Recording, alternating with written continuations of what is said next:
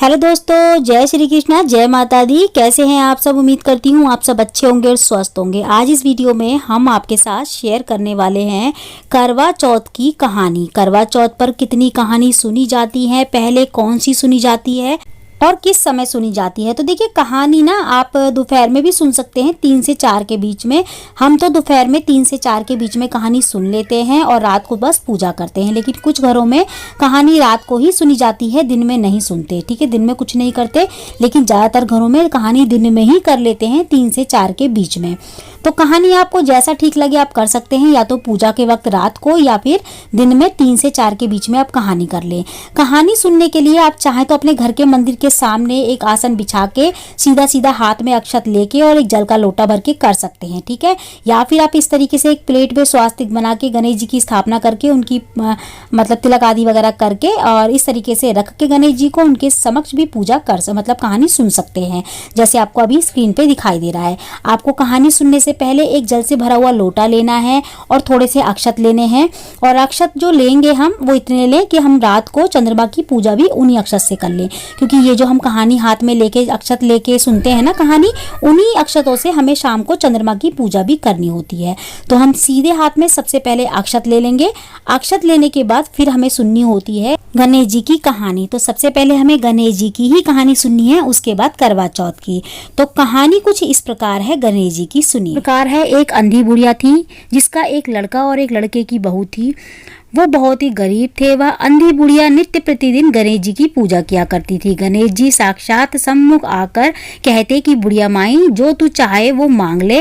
बुढ़िया कहती, मुझे मांगना नहीं आता, सो मैं कैसे और क्या मांगूं। तब गणेश जी बोले कि तू अपने बहू बेटे से पूछ कर मांग ले। तब बुढ़िया ने अपने पुत्र और बधू से पूछा, बेटा बोल कि धन मांग ले या फिर बहू बोली कि पोता मांग ले। बेटे ने कहा धन मांग ले, बहू ने कहा पोता मांग ले।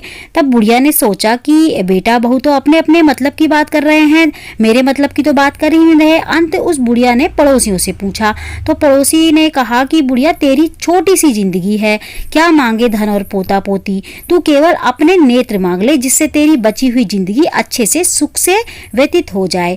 उस बुढ़िया ने बेटे और बहू तथा पड़ोसियों की बात सुनकर घर में जाकर सोचा, जिससे बेटा बहू मेरा सबका ही भला हो, ऐसा कुछ मांगती हूँ मैं भगवान से, और अपने मतलब की चीज भी मांग लूं।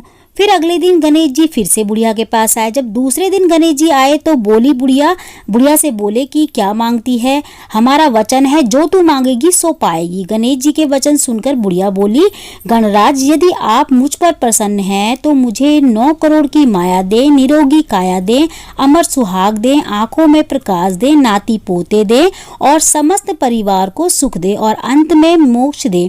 बुढ़िया की बात सुनकर गणेश जी बोले, बुढ़िया माँ, तूने तो मुझे ठग लिया। खैर, जो कुछ तूने मांग लिया है सभी तुझे मिलेगा। यूं कहकर गणेश जी अंतर्ध्यान हो गए।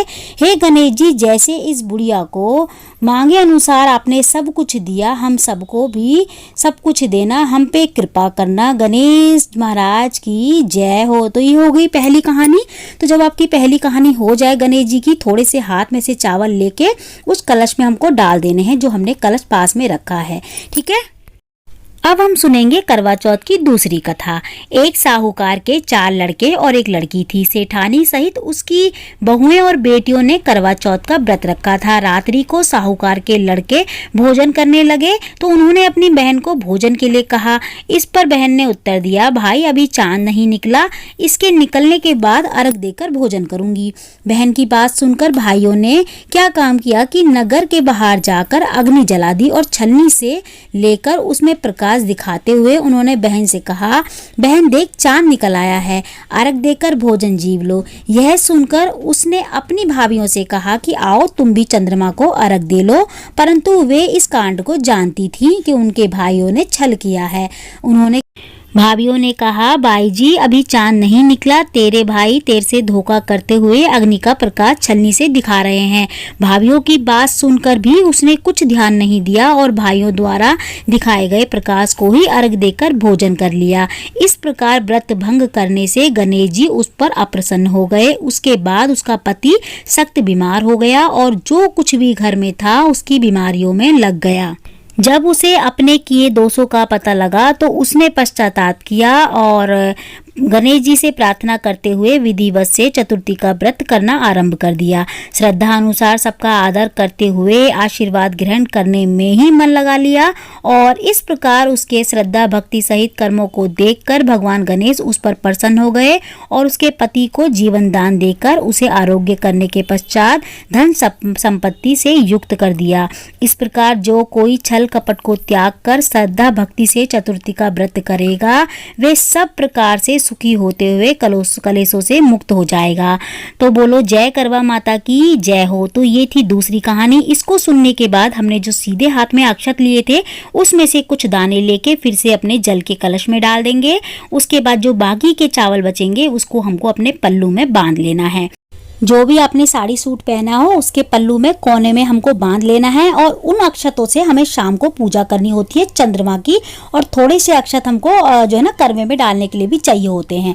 कहानी सुनने के बाद जो हमने कलश लिया था जल वाला उसको लेके हम सूरज को अर्घ देंगे छत पे जाकर।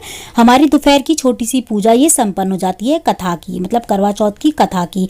इसके बाद हम चाहें तो चाय वगैरह ले सकते हैं। जो लोग दोपहर में चाय ले लेते हैं कथा सुनने के बाद वो चाय ले सकते हैं, लेकिन जो लोग नहीं लेते वो इस तरीके से ही अपनी शाम की तैयारियां शुरू कर दें 4 बजे के बाद। तो आज की वीडियो में इतना ही। मैं मिलती हूँ आपसे अगली वीडियो में। जय माता दी, राधे राधे।